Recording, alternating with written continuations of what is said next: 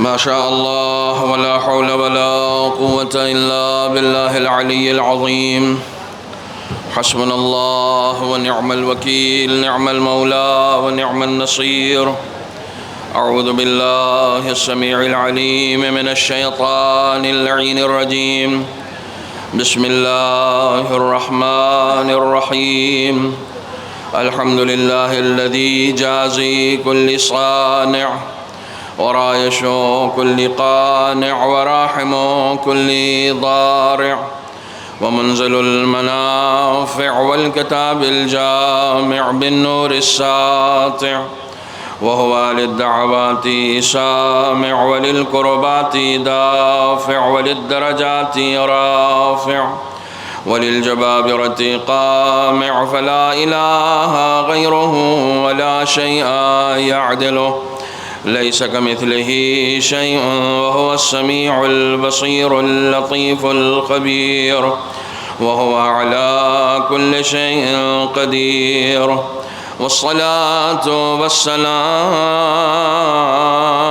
والتحية والإكرام على السيد الأنام الذي سمي في السماء أحمد وفي الأرض أبي القاسم محمد، وعلى أهل بيته الطيبين الطاهرين المعصومين المظلومين الذين أذهب الله عنهم الرجس وطهرهم تطهيرا.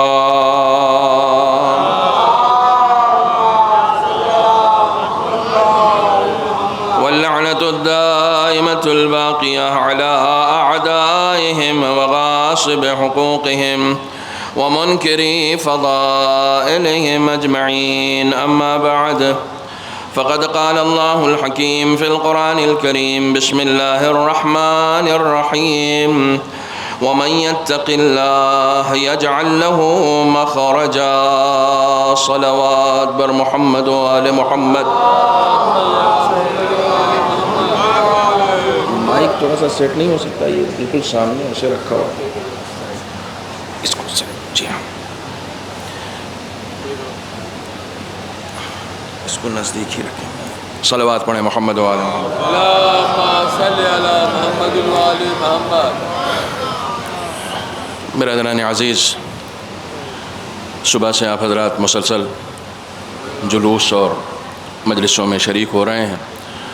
خداوند عالم آپ تمام نوجوانوں کی، تمام بزرگوں کی، تمام خواتین و حضرات کی اس سعی جمیلہ کو قبول فرمائے اور اس قلیل عبادت کو اپنی بارگاہ میں شرف قبولیت عطا فرمائے.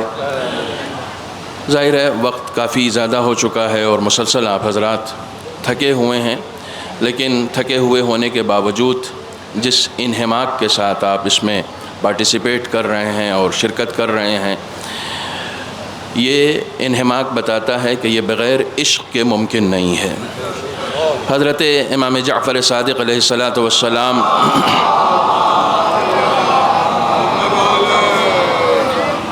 میں پہلے بتا دوں، میں کوشش کروں گا کہ ٹھیک 35 منٹ میں انشاءاللہ اپنی گفتگو کو ختم کر دوں، تاکہ ظاہر سی بات ہے کہ بعد کے جو پروگرام ہیں وہ اپنی جگہ پر ہو سکیں. چونکہ تاخیر بہت زیادہ ہو چکی ہے، عام طور پر ایسے مواقع پر میں 1 گھنٹہ ضرور لیتا ہوں، لیکن آپ لوگوں کی تھکن کو دیکھتے ہوئے میں انشاءاللہ اپنے وقت کے اندر اس بات کو ختم کر دوں گا. ایک مرتبہ اور درود پڑھیں محمد و آل محمد. یا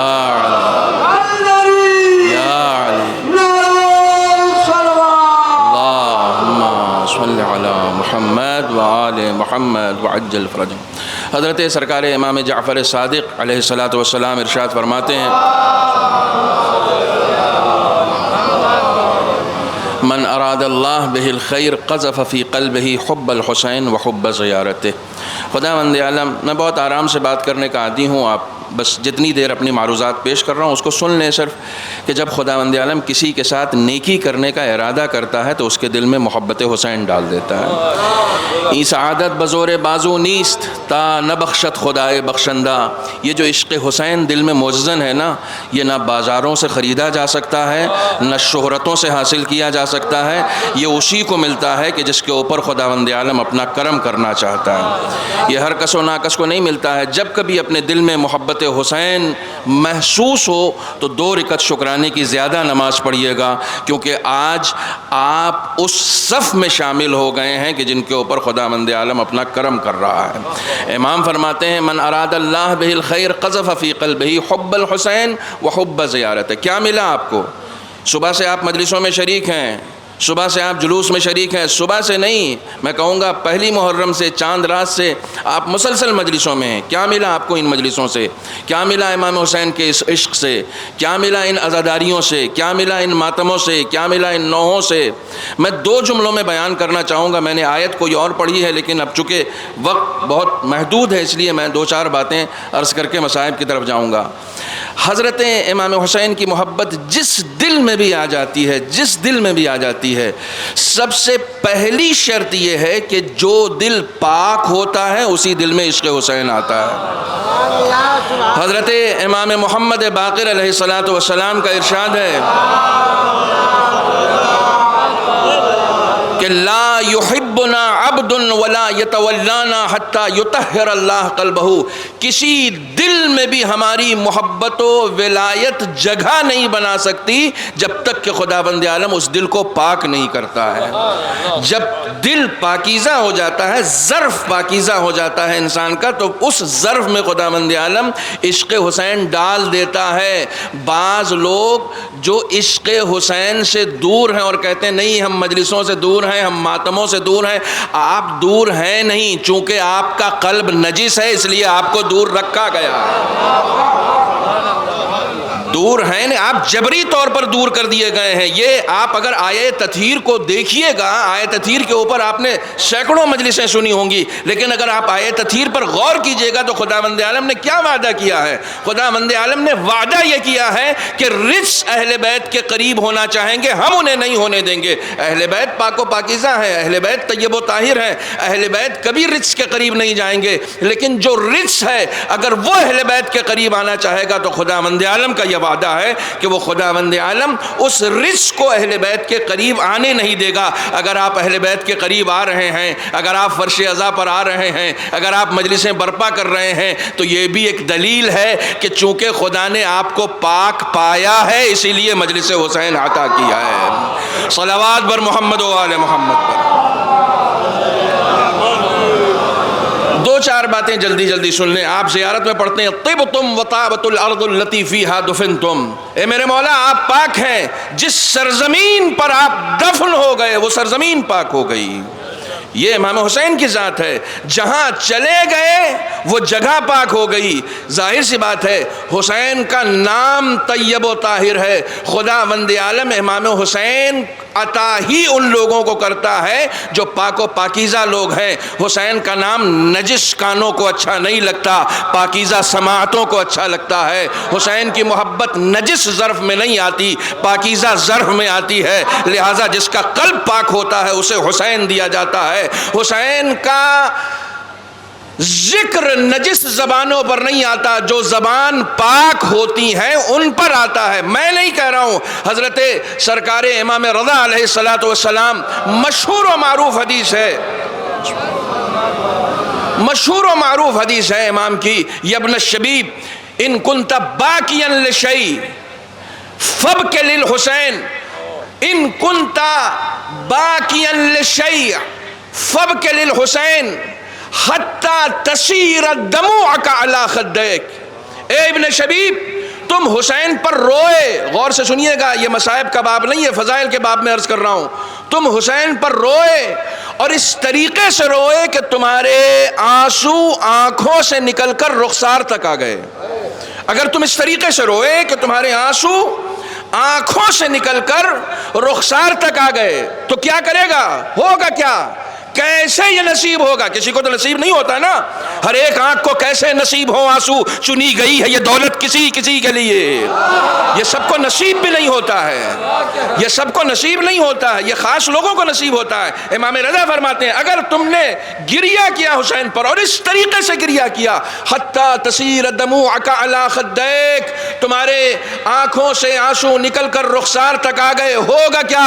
غفر اللہ لک کل ذنب صغیرا کان او کبیرا قلیلا کان او کثیرا. ابن شبیب اسی وقت اسی بزم میں خدا تمہارے تمام گناہان کبیرہ کو معاف کر دے گا، چاہے وہ کبیرہ ہو یا صغیرہ ہو، قلیل ہو یا کثیر ہو.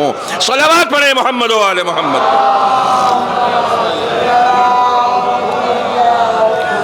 اب آپ کو کیا کرنا ہے؟ آپ فرش عزا پر آئے، حسین کا نام سنا آپ نے گریہ کیا. امام رضا یہ ضمانت دیتے ہیں تمہارے گناہ پاک ہو گئے، تم پاک ہو گئے. فرش عزا پر آئے اور پاک ہو گئے. جس کو پاک ہونا ہوتا ہے وہی آتا ہے.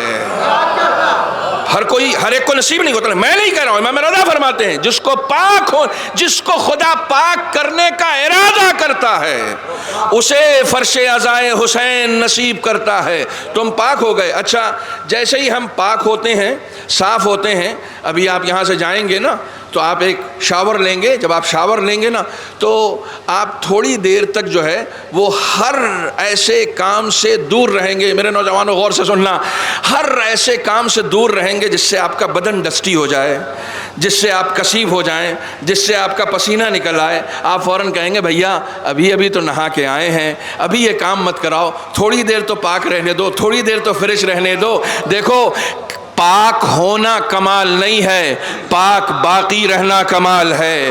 فرش عزائے حسین نے ایک بہت بڑا منصب جو دے دیا ہے کہ جیسے ہی انسان فرش عزا پر آ کر بیٹھتا ہے اسے امام رضا کہتے ہیں کہ ہم پاک کر دیتے ہیں. پاک کرنا حسین کا کام تھا، پاک رہنا تمہاری ذمہ داری ہے. صلوات بر محمد و آل محمد پر. بلندیوں پہ پہنچنا کوئی کمال نہیں، بلندیوں پہ ٹھہرنا کمال ہوتا ہے.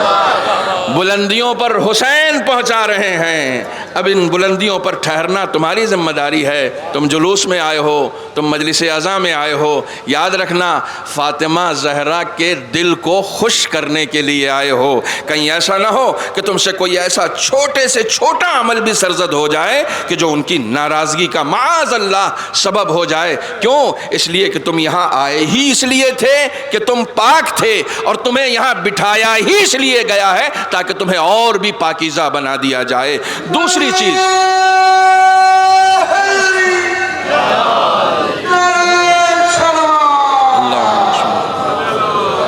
دوسری چیز جو انسان کو مل رہی ہے، کیا مل رہی ہے؟ یہ سارے جملے جو میں آپ کی خدمت میں عرض کر رہا ہوں یہ زیارتوں کے ہیں.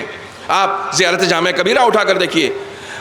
وَبِمَوَالَاتِكُمْ، کیا ہوا؟ امام حسین کی محبت جو یہ دل میں آئی تو اس سے ہوا کیا؟ وَبِمَوَالَاتِكُمْ عَلَّمَنَا اللَّهُ مَعَالِمَ دِينِنَا. اے میرے اہل بیت، آپ کی محبت کی بنیاد پر خدا وند عالم نے ہمیں علم عطا کر دیا. خدا وند عالم نے ہمیں، آپ نے کتنی آسانی سے سن لیا، یہ میرا جملہ نہیں، یہ بھی امام کا جملہ ہے. وَبِمَوَالَاتِكُمْ، آپ کی محبت کی بنیاد پر. یعنی ایک علم وہ ہوتا ہے جو تم یونیورسٹی میں حاصل کرتے ہو، ایک علم وہ ہوتا ہے کہ جو تم کالج میں جا کے حاصل کرتے ہو، ایک علم وہ ہوتا ہے کہ جو تم اسکول میں حاصل کرتے ہو، ایک علم وہ ہوتا ہے جو خداوند عالم اہل بیت کی محبت رکھنے کی بنیاد پر تمہارے دلوں میں دیتا ہے.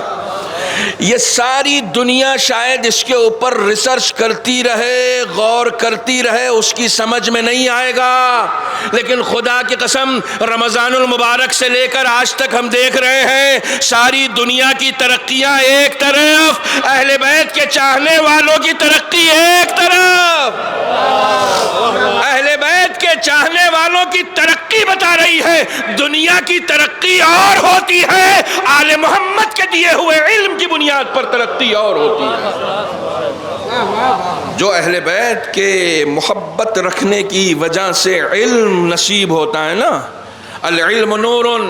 یہ علماء میرے دائیں بائیں بیٹھے ہوئے ہیں، ان سے پوچھئے گا، رسول اکرم صلی اللہ علیہ وآلہ وسلم کی مشہور و معروف حدیث ہے، اسٹیج والے صلوات پڑھ رہے ہیں، نیچے والے نہیں پڑھ رہے ہیں۔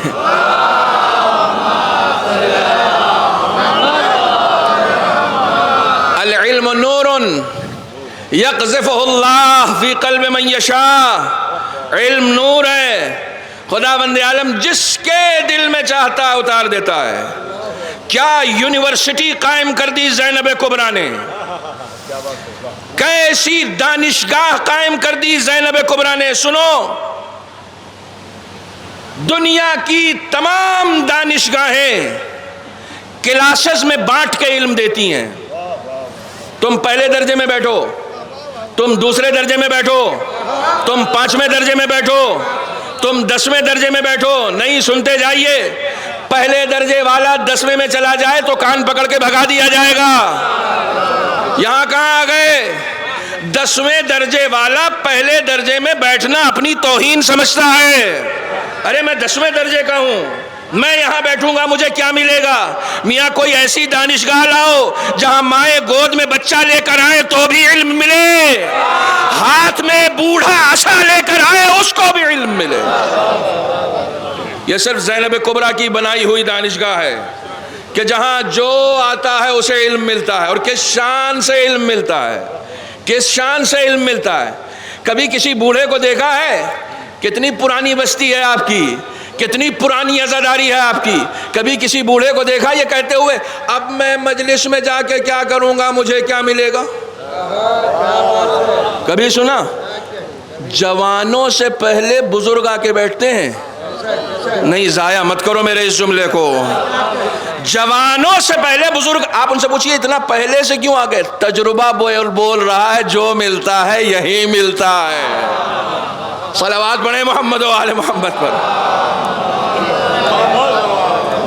سرکار حسینی میں سب کا حصہ برابر ہے، سرکار حسینی میں سب کا حصہ برابر ہے۔ حسین یہ حقیقت ہے اس زمانے میں، نہیں حسین تو کچھ بھی نہیں فسانے میں۔ عجب چراغ ہے شبیر جس کو کہتے ہیں، بجھے تو پھیل گئی روشنی زمانے میں۔ حسین زندہ آباد، حسین زندہ آباد، یزید مردہ آباد، یزید مردہ آباد۔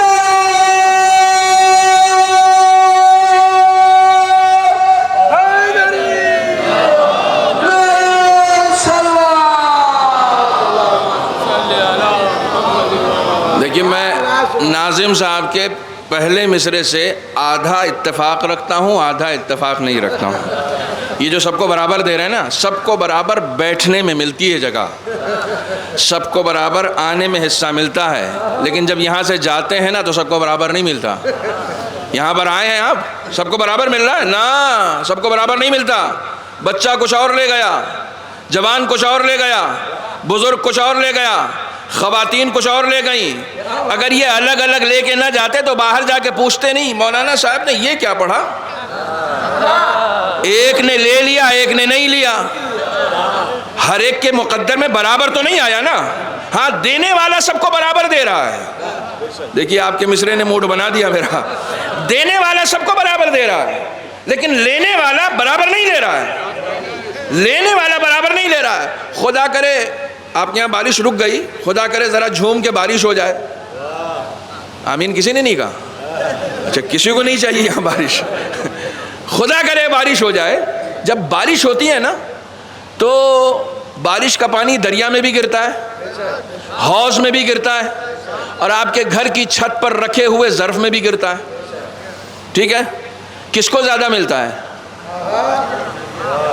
کس کو زیادہ ملتا ہے؟ دریا کو۔ اب کسی کے گھر میں حوض ہے، وہ خدا سے شکایت کرے کہ معبود یہ کیا بات ہوئی، دریا کو تو نے زیادہ دے دیا، میرے حوض کو کم دے دیا۔ اور کوئی اپنے گھر کی چھت پر بیٹھا ظرف لیے ہوا ہے، کہتا معبود یہ کیا بات ہوئی، اس کے حوض کو تو اتنا دے دیا۔ میرے ظرف کو کم کیوں دیا؟ وہ کہے گا میں برابر دے رہا ہوں، لینے والا اپنی اپنی ظرفیتوں کے مطابق لے رہا۔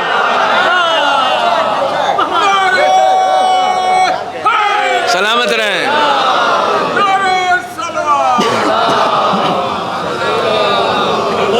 میں برابر دے رہا ہوں، لینے والا اپنی اپنی ظرفیتوں کے مطابق لے رہا ہے۔ اس مجلس کا سب سے اہم پیغام سنو، جب مجلس حسین میں آؤ تو اعلیٰ ظرف بن کر آؤ۔ میرے دروازے کی مجلس، تیرے دروازے کا نوحہ، ان کی انجمن، میری انجمن، ان سب سے ہٹ کے جب حسین کے لیے آؤ گے تو اعلیٰ ظرف بن کے آؤ گے، اور جب اعلیٰ ظرف بن کے آؤ گے تو سب سے زیادہ حصہ تمہارا بنے گا۔ صلوات پڑھیں محمد و آل محمد۔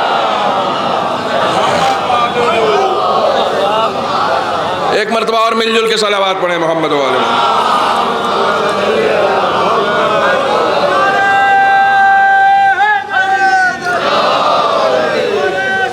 اللہم صلی علی محمد و آل محمد۔ بس ایک آخری چیز سنیں، اس کے بعد آیت کے ذیل میں 2 باتیں صرف عرض کروں گا، اس کے بعد مصائب انشاءاللہ۔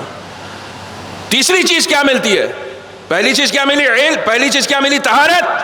دوسری چیز ملی علم، اور تیسری چیز کیا ملی؟ وَبِمَوَالَاتِكُمْ أَصْلَحَ اللَّهُ مَا فَسَدَ بَيْنَنَا۔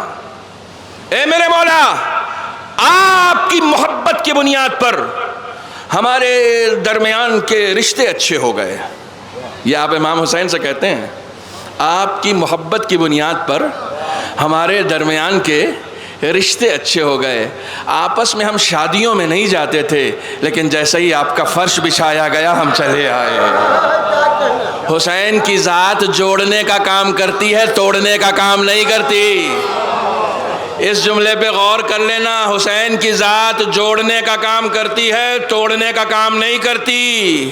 حسین کی ذات جوڑنے کا کام کرتی ہے، توڑنے کا کام نہیں کرتی۔ ایسے کو بلایا کرو جو جوڑا کرے، توڑا نہ کرے، توڑا نہ کرے۔ جنازہ نکل رہا ہے پچھلے 3 دنوں سے، تشییع جنازہ ہو رہی ہے اس شخص کی جس نے پوری امت مسلمہ کو جوڑ کے بتایا حسین کا پیغام کیا تھا۔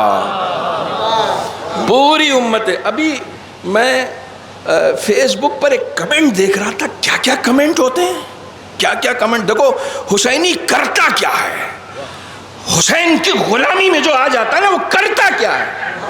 میں نے ایک عجیب و غریب کمنٹ دیکھا کہ کسی ناصبی نے، میں عام طور سے سخت الفاظ استعمال کرتا نہیں ہوں، لیکن جب اس طرح کے کمنٹس دیکھتا ہوں تو جی چاہتا ہے، کسی ابن زیاد کی اولاد نے، ہاں اس کے پیچھے بڑا راز ہے، ابن زیاد خود زیاد کا ہی بیٹا ہے، ٹھیک ہے، زیاد ابن ابی، کسی ابن زیاد کی اولاد نے یہ کمنٹ کیا کہ بھائی تم نے جنازہ تو اٹھا لیا لیکن چہرہ سامنے نہیں آیا ہے، چہرہ، اچھا یہ کوئی ڈیمانڈ ہے؟ یہ کوئی ڈیمانڈ ہے؟ تم نے اس طریقے سے قتل کر دیا کہ جسم کے ٹکڑے ٹکڑے ہو گئے، اس کے بعد تمہاری ڈیمانڈ یہ ہے کہ چہرہ سامنے نہیں آیا؟ خدا کی قسم ڈاکٹر صاحب، پہلا جملہ جو میرے ذہن میں آیا وہ یہ تھا کہ تم چہرہ دیکھنے کی ڈیمانڈ کر رہے ہو، کتنے نقابوں میں چھپے ہوئے چہروں کو اس نے کھول دیا۔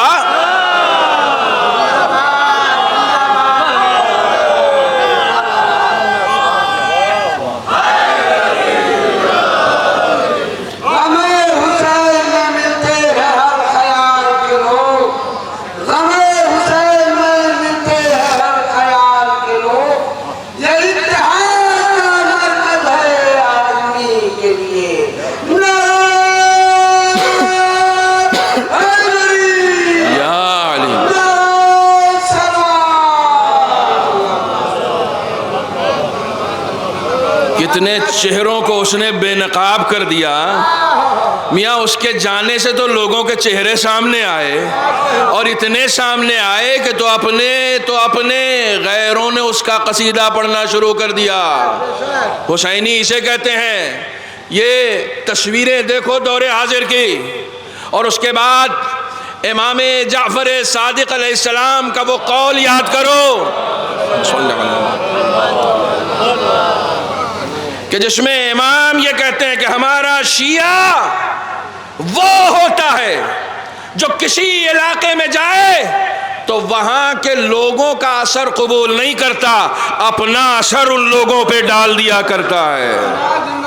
خدا کی قسم یہ ہے شیعہ امام جعفر صادق، یہ ہے حسین ابن علی کا چاہنے والا جو اپنا اثر ڈال دیتا ہے۔ ابھی آپ نے شاید فیس بک پر دیکھا ہو، 2-3 دن پہلے یہ بات میں نے کہی ہے اور دوسری مرتبہ آپ کے یہاں کہہ رہا ہوں کہ تشیع، یہ تشیع کا لفظ جو ہے نا، تشیع جنازہ، میں نے وہاں پر ڈیٹیل سے بات نہیں کی، تھوڑی سی ڈیٹیل سے بات کرنا چاہ رہا ہوں۔ علماء بیٹھے ہوئے ہیں، شین یہ عین شیعہ، یہ اس کا روٹ ورڈ ہے۔ روٹ ورڈ کہتے ہیں جہاں سے لفظ لیا جاتا ہے، مادہ، اصل۔ غور سے سننا، تشیع کا بھی روٹ ورڈ وہی ہے جو تشیع کا ہے، تشیع کا روٹ ورڈ وہی ہے۔ اور تشیع ہے کتنی بڑی چیز، اتنی بڑی چیز ہے کہ جبرائیل امین رسول اکرم سے کہتا ہے کہ یا رسول اللہ میرا جی چاہتا ہے کاش میں انسان ہوتا۔ انسان فرشتہ بننا چاہ رہا ہے اور فرشتہ رسول سے کہہ رہا ہے کاش میں انسان ہوتا۔ رسول نے کہا کیوں، ایسی تمنا کیوں آ رہی ہے؟ کہتا ہے انسانوں میں تشیع جنازہ ہوتا ہے، ہمارے یہاں نہیں ہوتا۔ حوالے کا ذمہ دار میں ہوں۔ انسانوں میں تشیع جنازہ ہوتا ہے، ہمارے یہاں نہیں ہوتا۔ اب دیکھو کس ملک میں تشیع جنازہ ہو رہا ہے، کس ملک میں نہیں ہو رہا ہے۔ بھیا یہ انسانوں میں ہوتا ہے، غیر انسانوں میں نہیں ہوتا، یہ ہوتا ہی انسانوں میں۔ جب سے یہ جنگ شروع ہوئی ہے تب سے یہ سوال ہو رہا ہے، مولانا نقصان تو بہت ہو گیا، اتنے مارے گئے اتنے مارے گئے، دشمن کا تو کوئی مارا ہی نہیں جا رہا۔ کس نے کہہ دیا نہیں مارا جا رہا بھائی؟ یہ تم کو افواہ کس نے بتائی ہے؟ ایسا تھوڑی ہے کہ ملک الموت کی وہاں انٹری نہیں ہے، مارے تو وہاں بھی جا رہے ہیں۔ میں اس وقت انڈیا سے باہر تھا جب یہ جنگ شروع ہوئی، مجلس پڑھ کے نکلا تو مجھ سے ایک بچے نے کہا کہ مولانا یہ لوگ بتاتے کیوں نہیں کہ ان کے یہاں مرے ہیں؟ ہم تو بہت جلدی بتا دیتے ہیں کہ یہ شہید ہو گئے، وہ شہید ہو گئے، جیسے ہی ہمارا کوئی کرنل مرتا ہے کوئی جنرل مرتا ہے ہم فوراً بتا دیتے ہیں یہ شہید ہو گئے۔ بھائی ہم تو نہیں چھپاتے، تو وہ کیوں چھپاتے ہیں؟ خدا کی قسم ایک جملہ میرے ذہن میں آیا، وہ جملہ اسے میں نے بتایا، آپ کو بتا رہا ہوں۔ میں نے کہا سنو، جہنم میں جانے کی خبر چھپائی جاتی ہے،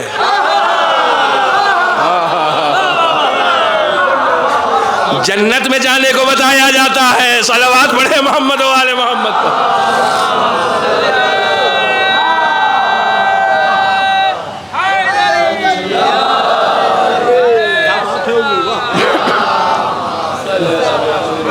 ہمیں کوئی یہ تھوڑی بتائے گا کہ ہم جہنم میں گئے ہیں، تو وہ چھپائے گا نا۔ جنت میں جانے کو صرف بتایا نہیں جاتا، پھر جنازہ لے کے نکلا جاتا ہے ایک شہر سے دوسرے شہر۔ نا اب تو سرحد بھی پار ہو گئی، ایک ملک سے دوسرے ملک۔ یہ جانتے ہو یہ جنازہ اٹھانے کی سیرت کہاں سے آئی ہے؟ یہ جنازہ اٹھانے کی سیرت آئی کہاں سے؟ یہ کوئی نیا پروپیگنڈا تھوڑی ہے جو ہم کر رہے ہیں، یہ کوئی نئی رسم تھوڑی ہے جو ہم ادا کر رہے ہیں۔ میاں آج جو تم جلوس میں آئے ہو نا، یہ 1400 سال پہلے کی ایک شہادت ہوئی تھی، وہ جنازہ آج تم اٹھانے آئے ہو۔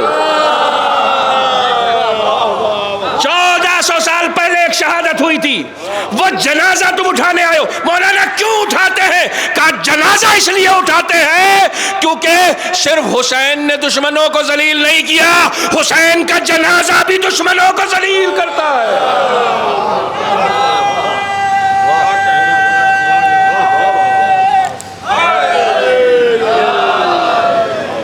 یہ تابوت، یہ علم، یہ جلوس، یہ جنازے شان سے اٹھاتے ہیں ہم 72 تابوت، شان سے اٹھاتے ہیں، اور شان سے اٹھا کر بتاتے ہیں کہ رسوائی اس کے مقدر میں ہے جو ان کا قاتل ہے. کل حق پسندوں کو قتل کرنے والا بھی رسوا ہوا تھا اور آج بھی حق پسندوں کے قاتل کے مقدر میں سوائے رسوائی اور ذلت کے کچھ بھی نہیں ہے. کچھ بھی نہیں ہے. یہ ہمیشہ رہے گی. ایک جملہ صرف سنا رہا ہوں چونکہ آیت پڑھی ہے میں نے. وَمَن يَتَّقِ اللَّهَ يَجْعَلْ لَهُ مَخْرَجًا. وعدے کے مطابق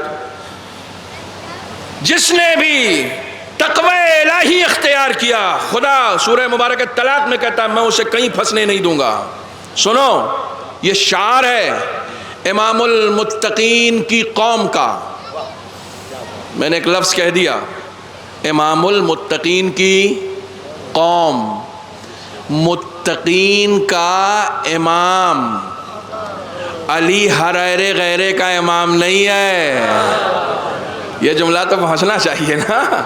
علی حرائر غیرے کا امام نہیں ہے. علی کو امام بنانے کے لیے تقوی اختیار کرنا پڑتا ہے.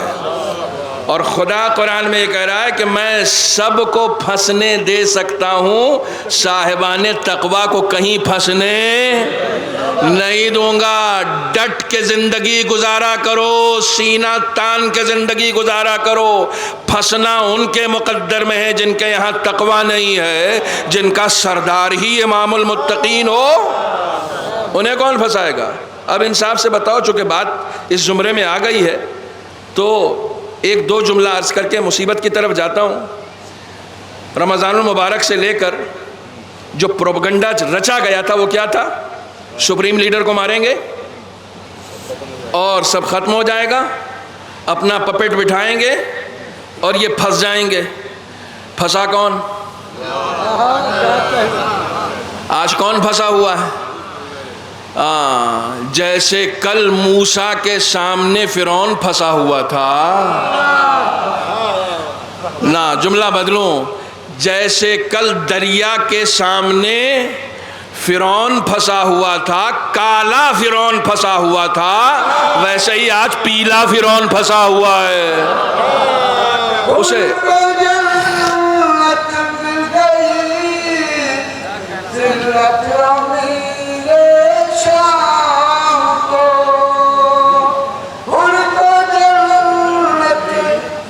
مل گئی ذلت.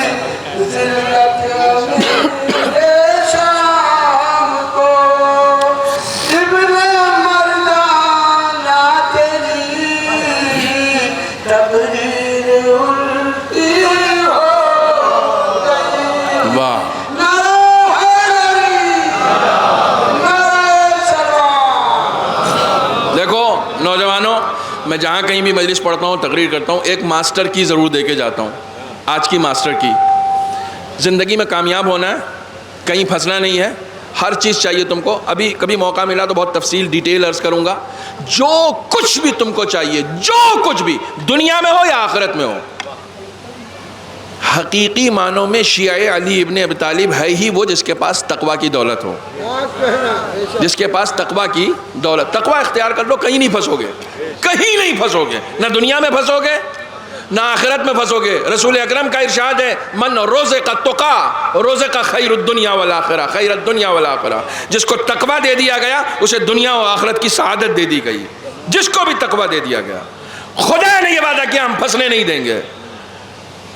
کون پھنسا ہوا ہے؟ آج سے 4 سال پہلے جو لوگ رہبر معظم کو سنتے آئے ہیں، 4 سال پہلے رہبر معظم، 4 سال پہلے، موجودہ دور میں نہیں، 4 سال پہلے جب اس چیز کا کوئی تصور نہیں تھا، تب انہوں نے اپنی ایک تقریر میں کہا تھا کہ ہم علی کے چاہنے والے، عباس کے علم کے نیچے رہنے والے، ہم وہ ہیں ہی نہیں جس پہ دنیا پابندی لگائے.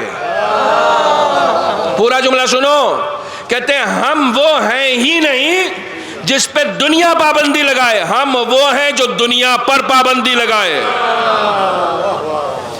دنیا کے تمام عقل، دنیا کے تمام دماغ سن ہو گئے تھے کہ یہ کیا کہہ دیا انہوں نے. پابندی تو خود ان کے اوپر 40 سال سے لگ رہی ہے، حالانکہ اس کے اوپر ان کا اسٹیٹمنٹ الگ تھا کہ یہ اتنے نادان ہیں کہ اس قوم پہ پابندی لگا رہے ہیں جس کا جنم ہی شاب ابو طالب میں ہوا ہے۔ تمہاری پابندیوں کا کیا اثر ہونے والا ہمارے اوپر؟ تمہاری پابندیوں کا اثر نہیں ہونے والا۔ یہ واحد قوم ہے جس کا عقیدہ یہ ہے کہ اس کا رزق خدا کے ہاتھ میں ہے، کسی انسان کے ہاتھ میں نہیں ہے۔ یہ واحد قوم ہے جس کا یہ عقیدہ ہے۔ کہتے ہیں ہم وہ ہیں جو دنیا کے اوپر پابندی لگائیں گے۔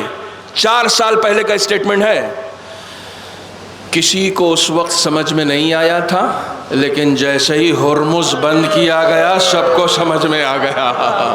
صلوات بر محمد و آل محمد پر، مل جل کے صلوات پڑھیں محمد و آل محمد۔ قرآن نے اس کی مثالیں دی ہیں، قرآن نے اس کی مثالیں دی ہیں۔ جیسے ہی زلیخا نے یوسف کو گھیرنے کی کوشش کی،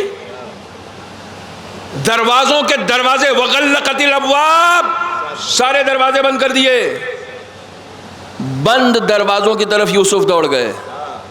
یوسف بادشاہ کے گھر کا دروازہ ہے یہ، اور اس میں بھی ملکہ نے خود تالا لگایا ہے، کہاں دوڑ رہے ہو؟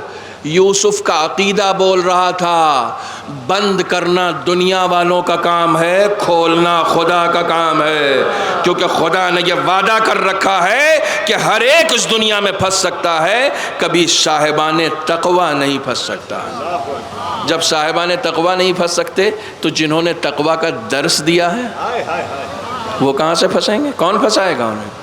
کون پھنسائے؟ پسر سعد کے پاس خاص طور پر شام سے یہ حکم آیا تھا، خاص طور پر، کہ قتل کرنے کے بعد لاشوں کو پامال کر دینا، یہ خاص حکم آیا تھا۔ کیوں لاشوں کی پامالی؟ کیوں؟ کیونکہ شام کا درندہ یہ چاہتا تھا کہ حسین کا نام و نشان مٹ جائے، کوئی پہچاننے والا نہ ہو حسین کو، کوئی جاننے والا نہ ہو حسین کو۔ لیکن خدا کی قسم حسین کل بھی زندہ باد تھا، حسین آج بھی زندہ باد ہے، اور حسین قیامت تک زندہ باد رہے گا۔ جو مٹانا چاہتے تھے وہ مٹ گئے۔ جو مٹانا، خدا نے عام لوگوں کے لیے وعدہ کیا ہے کہ اگر وہ میرے حساب سے چلیں گے تو میں انہیں کہیں پر پھنسنے نہیں دوں گا، میں انہیں کہیں پر ناکام نہیں ہونے دوں گا۔ اور جنہوں نے ہمیں چلنا سکھایا ہے، جو ذات، اللہ اکبر، میں اس بار کا محرم کا عشرہ جو پڑھ رہا تھا وہ کسی امام باڑے میں نہیں ہو رہا تھا، وہ مسجد میں ہو رہا تھا۔ جانتے ہو، خدا کی قسم کبھی کبھی کچھ عطا اہل بیت کی طرف سے ہوتی ہے۔ بولتے بولتے ایک جملہ ذہن میں آیا کہ حسین نے اتنا خدا خدا کیا، اتنا خدا خدا کیا کہ خدا نے اپنے گھر میں حسین حسین کرا دیا۔ یہ ہر جگہ جو حسین حسین ہو رہا ہے نا، کیونکہ حسین نے ہر جگہ خدا خدا کیا ہے، ہر جگہ خدا خدا کیا ہے۔ آپ تھکتے نہیں؟ صبح سے آپ اس جلوس میں، مجھ سے کہا گیا تھا کہ بہت تاخیر ہو گئی ہے، لوگ کم ہوں گے، مجھے تو کم نہیں نظر آ رہے ہیں۔ ٹھیک ہے، آپ اس کے شاید دوگنے ہوتے ہوں گے، لیکن اتنے لوگوں کا ہونا اس وقت جبکہ صبح سے آپ مسلسل تھکے ہوئے ہیں، کیوں؟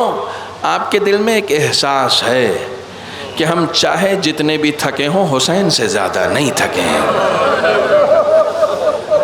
آپ نے اپنے کاندھوں پر خالی تابوت اٹھائے ہیں، حسین نے 71 لاشیں اٹھائے ہیں، حسین نے 71 لاشیں اٹھائے ہیں۔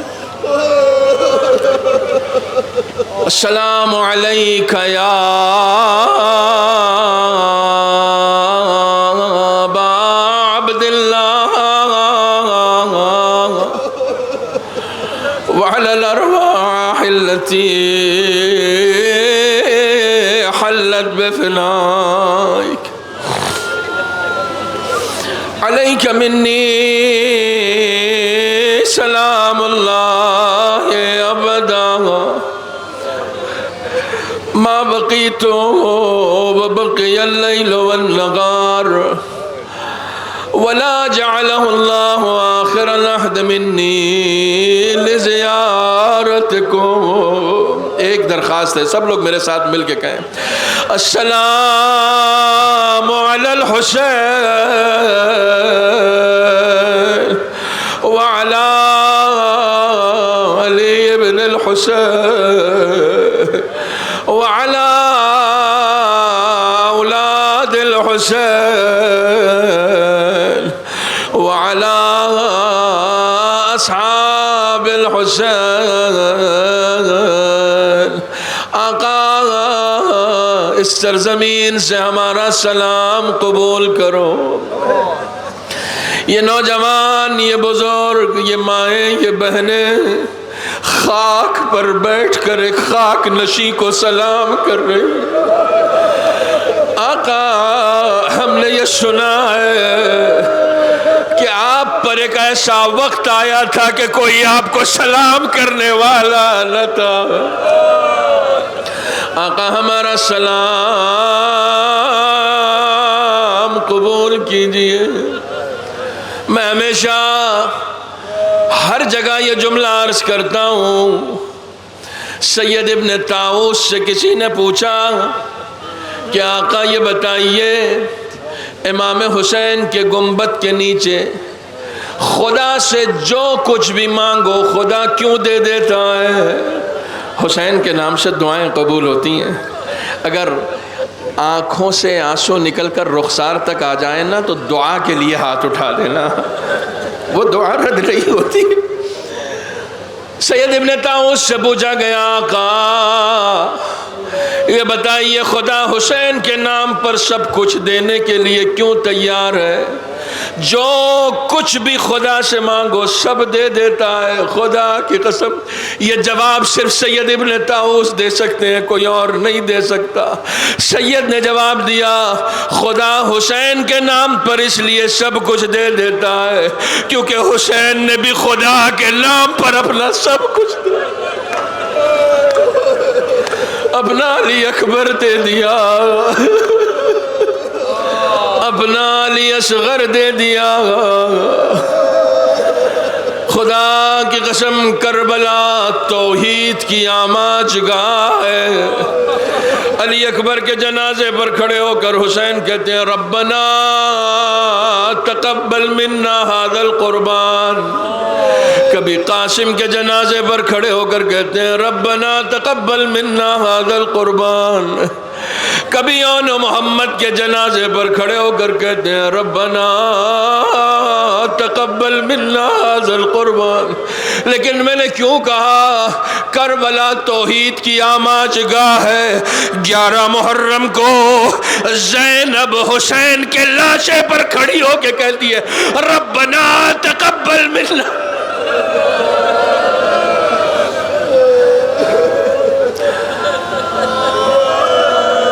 ایک بزرگ عالم دین سے سوال کیا گیا آقا یہ بتائیے امام حسین کے قتل کے لیے 3 روایتوں کا ذکر کیا گیا ہے.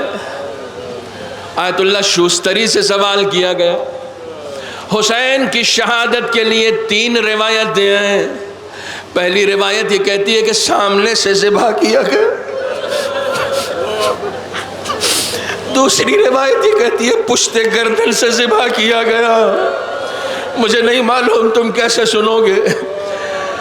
تیسری روایت کہتی ہے میری طرف دیکھیں ہر انسان کی گردن میں حلق میں ایک سوراخ ہوتا ہے. تیسری روایت کہتی ہے حسین جب گودی قتل گاہ میں تھے تو اس سوراخ میں بھالا مار کر حسین کو ذبح.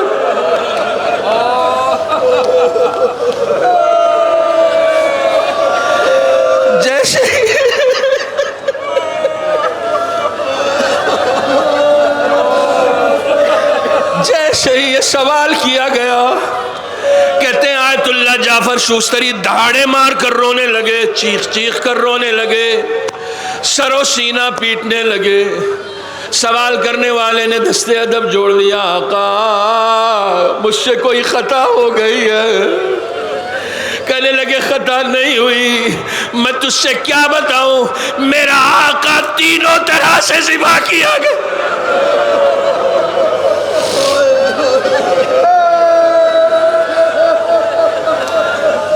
پشت گردن سے بھی ذبح کیا گیا، بھالا مار کر بھی ذبح کیا گیا۔ روایت کہتی ہے کہ جس وقت حسین گودی قتل گاہ میں تھے، دیکھو مجھ میں زیادہ توانائی ہوتی نہیں ہے مصائب پڑھنے کی، لیکن مجھ سے کہا گیا کہ مصائب تھوڑا سا زیادہ پڑھیے گا، میں بس 2-4 جملے اور آپ کی خدمت میں عرض کروں گا۔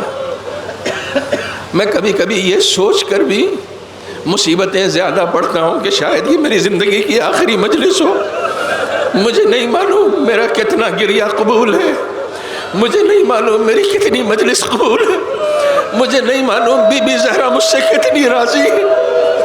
پہلی محرم سے لے کر آج 22 محرم ہو گئی ہے، خدا کی قسم مادر حسین کے سامنے شرمندگی کے علاوہ اور کچھ بھی نہیں۔ روایت کہتی ہے کہ جب حسین گودی قتل گاہ میں گر گئے تو حسین کا ایک بھتیجا حسن کا لال جناب عبداللہ ابن حسن پھوپھی جناب زینب کے پاس آتے ہیں، ان کا دامن پکڑ کے کہتے ہیں پھوپھی اماں یہ نشیب میں بھالے کیوں لہرائے جا رہے ہیں، یہ نشیب بھالے کیوں لہرائے جا رہے۔ جواب سنو گے، اب تک جو نہیں رویا وہ جواب سنے، جس کی آنکھوں سے اب تک آنسو نہیں نکلے وہ جناب زینب کا جواب سنے، میرا جواب نہیں۔ پھوپھی اماں یہ نشیب میں بھالے کیوں لہرائے جا رہے ہیں؟ جناب زینب کا جواب ہے، مقتلوں نے لکھا ہے، جناب زینب کہتی ہیں بیٹا وہ تیرے چچا کے جسم میں سوراخ کر رہے ہیں۔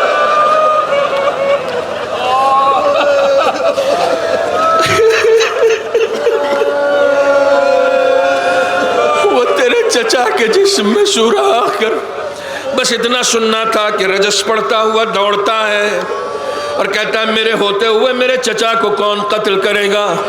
جیسے ہی حسین کے قریب آتا ہے، ایک روایت پڑھوں گا بہت کم پڑھتا ہوں، جیسے ہی حسین کے قریب آتا ہے کیا دیکھتا ہے کہ ایک ظالم تلوار سے وار کرنا چاہتا ہے، اپنے ننھے ننھے ہاتھ بڑھا دیتا ہے۔ سنا ہے نا تم نے یہاں تک سنا ہے نا؟ دونوں ہاتھ منقطع ہو گئے۔ اس کے بعد بہت کم لوگوں نے سنا ہے، سنو کہ جب دونوں ہاتھ اس بچے کے قتل کر دیے گئے تو اس ظالم نے اس بچے کو سر کے بالوں سے پکڑا، حسین کے سینے پر ذبح کر دیا۔ سوچو اس چچا کے دل پہ کیا گزری ہوگی جس کی گود میں اس کا ماجایا قتل کیا جا رہا۔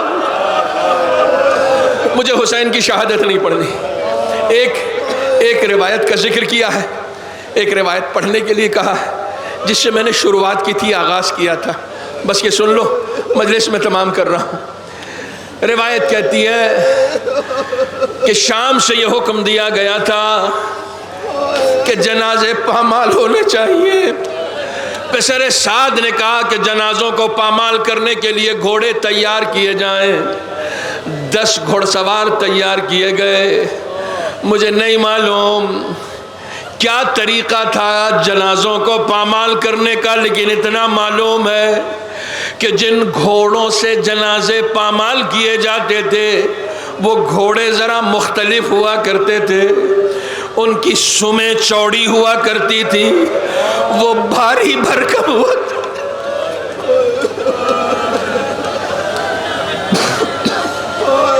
یہ گھوڑے بھاری بھرکم ہوا کرتے تھے، ایک ایک کر کے جنازوں کو پامال کیا گیا۔ پہلے سے پامال شدہ قاسم کا جنازہ پامال ہوا، عباس کا جنازہ پامال ہوا، اور محمد کا جنازہ پامال ہوا، اکبر کا جنازہ پامال ہوا، حسین کا جنازہ پامال ہوا۔ سارے لاشیں جب پامال ہو گئے تو پامال کرنے والا پسر سعد کے پاس آتا ہے، کہتا الجائزہ مجھے انعام دے۔ پسر سعد کہتا ہے کیسا انعام؟ کہتا میں نے حسین کا جنازہ پامال۔ تو کہا آخر تو نے ایسا کون سا کارنامہ کیا ہے؟ حسین کے جنازے کو پامال کر کے جملہ سنو، میں نے مجلس تمام کر دی. کہتا ہے میں نے ایسے جنازہ پامال کیا ہے کہ حسین کی ماں بھی دیکھ لے تو پہچان نہ سکے. خدا کی قسم وہ سچ کہہ رہا تھا. زینب جب اس لاشے کے پاس سے گزری ہے تو سینہ پیٹتی ہوئی یہ کہتی ہوئی گزری ہے انت اخی، کیا تو ہی میرا بھائی ہے؟